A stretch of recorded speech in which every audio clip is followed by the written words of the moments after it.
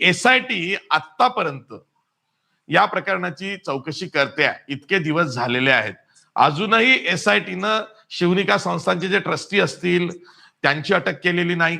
फक्त भोंदू खरातला अटक झाली आहे. मुलगा चौकशीला येऊन गेला भोंदू खरातचा, तोही नॉट आणि तो गायब झाला. एक्झॅक्टली. कल्पना खरात ही पळून गेलेली आहे, फरार आहे, तिनं अटकपूर्व जामिनासाठी अर्ज केलाय.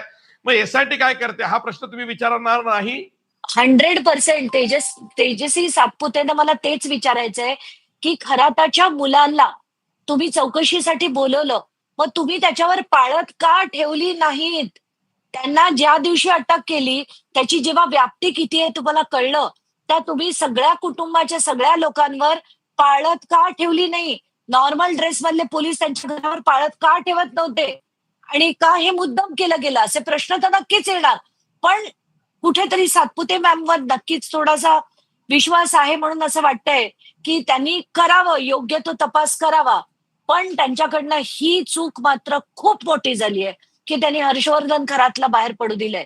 आणि आज आता बघतोच आहे आपण, कल्पना खरात गायब, हर्षवर्धन गायब आणि काहीच मिळत नाही आत्ताच्या घटकेला. पण तरी मी अजून कुठेतरी वाटतंय की नाही, त्या करतील काम. आणि माझ्याकडे जी माहिती आहे ती मी त्यांना कंटिन्युअसली देते. पहिल्या दिवशीपासून पीडितांचे फोन आले तेव्हापासून देते. नाव द ईडी याच्यात ईडीने एंट्री घेतली आहे आणि ईडीनं आपला FIR ECIR टाकलेला आहे. तुम्ही ईडीकडे पाठपुरावा करणार नाही? काही उपयोग नाहीये. हे CBI आणि ईडी ही बंडल खाती आहेत. सरकारला हवं असतं तेव्हा सुरू होतात, सरकारला हवं असतं तेव्हा बंद होतात. त्यामुळे त्यांच्याकडनं मला काही एक अपेक्षा नाहीये. ते काही शोधतील आणि शोधलेलं लोकांपुढे ठेवतील अशी काडी मात्रही अपेक्षा नाही. ते राजकारण खेळतील, त्यांना हवं तेव्हा बंद, त्यांना हवं तेव्हा सुरू. त्यामुळे ईडीकडनं मी काहीच अपेक्षा करत. My last question to you, ही जी खरातची नाशिक फाईल आहे, ही फाईल आतापर्यंतच्या महाराष्ट्रातल्या अनेक घोटाळ्यांच्या पलीकडची आहे.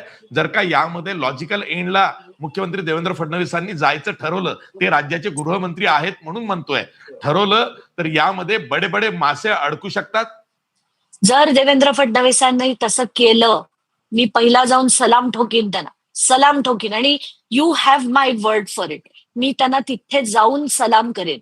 पण ते करतील की नाही आजही मला त्याची खात्री नाही. मला वाटत नाही की ते खरंच असं काही करतील.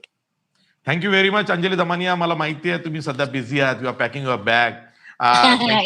थँक्यू. आणि तो माझा एक निरोप मात्र सुषमा अंधारे आणि संजय राऊतांना द्या. म्हणा आत्ताचं माझं एक वेकेशन तुम्ही बिघडवलं.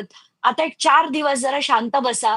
11 तारखेनंतर तुम्हाला माझ्या दमन यामुक दमन आणि तमुक जे म्हटलं ना, ते 11 तारखेनंतर म्हणा, म्हणजे मी इथे येऊन तुम्हाला त्याचं उत्तर देईन. बघा, हे जे नाशिकचं एप्स्टीन किंवा नाशिक फाईल प्रकरण आहे, मी फ्रॉम द डे 1 सांगतोय, ओरडून सांगतोय की लैंगिक शोषण, बलात्कार, गर्भपात, विनयभंग याच्या पलीकडे जाऊन हे प्रकरण आहे. म्हणजे त्या पीडित महिलांना तर न्याय मिळालाच पाहिजे.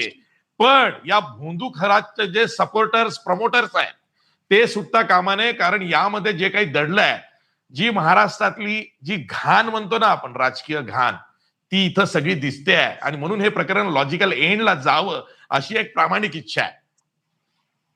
Thank you very much Anjali Damania. तुम्ही वेळात वेळ काढून माझ्याशी बोललात. Thank you very much. थँक्यू.